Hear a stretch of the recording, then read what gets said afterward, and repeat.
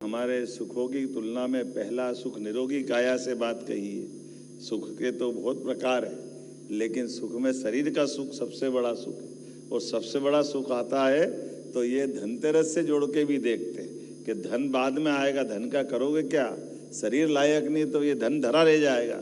ऐसे में धनतेरस से धनवंतरी की उत्पत्ति मानी है, लेकिन धनतेरस तिथियों के आधार पर बदलती रहती है।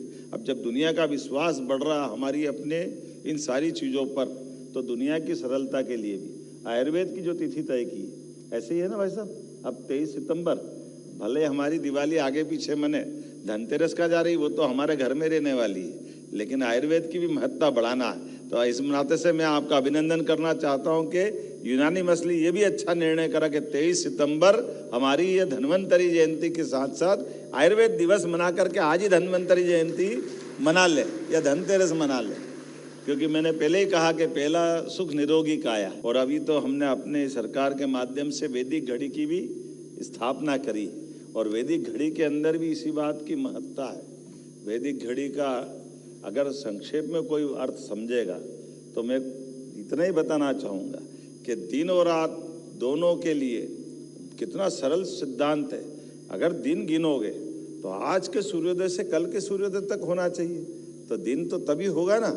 अब दिन तो पूरा मान लेते हैं अंग्रेजी हिसाब से, और रात आधी निकालते हैं, तो ये 18 ही तो घंटे हुए, फिर 6 घंटे कहाँ जाने वाले, उसमें क्या हो रहा है।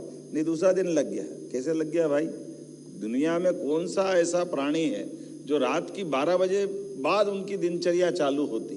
कोई नहीं है। तो इसलिए ये जो वैदिक टाइम टेबल का कैलकुलेशन है, ये पूरा सिद्धांत तक उसी आकलन से है। जब हमने कहा कि हमारा 1 घंटा अंग्रेजी हिसाब से 60 मिनट पे होगा, लेकिन वैदिक समय तो 48 मिनट का ही होगा। जैसे हम 48 मिनट पे आते हैं तो ये 15 मुहूर्त हो जाते हैं, सुबह सूर्योदय से शाम के सूर्यास्त तक, और 15 ही मुहूर्त रात के रहते हैं। तो 15-15 30, तो 30 मुहूर्त अपने आप मिल जाते हैं। तो ना रात घटी ना दिन बढ़ा, रात भी बराबर दिन भी बराबर, और आज के सूर्योदय से कल के सूर्योदय तक। और इसीलिए उससे आगे बढ़कर केवल सूर्योदय नहीं, नक्षत्रों की गणना भी की गई, 12 राशियों के साथ भी।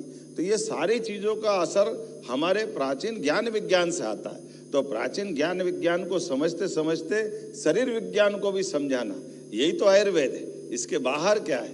हर एक चीज़ का असर अगर कहीं से निकलता है, हर एक परिस्थिति का परमात्मा ने जो चक्र बनाया है, इसलिए सभी ऋतुओं के लिए, ऋतुओं के आधार पर इलाज की बात अगर कहीं की गई है तो आयुर्वेद के माध्यम से की गई है।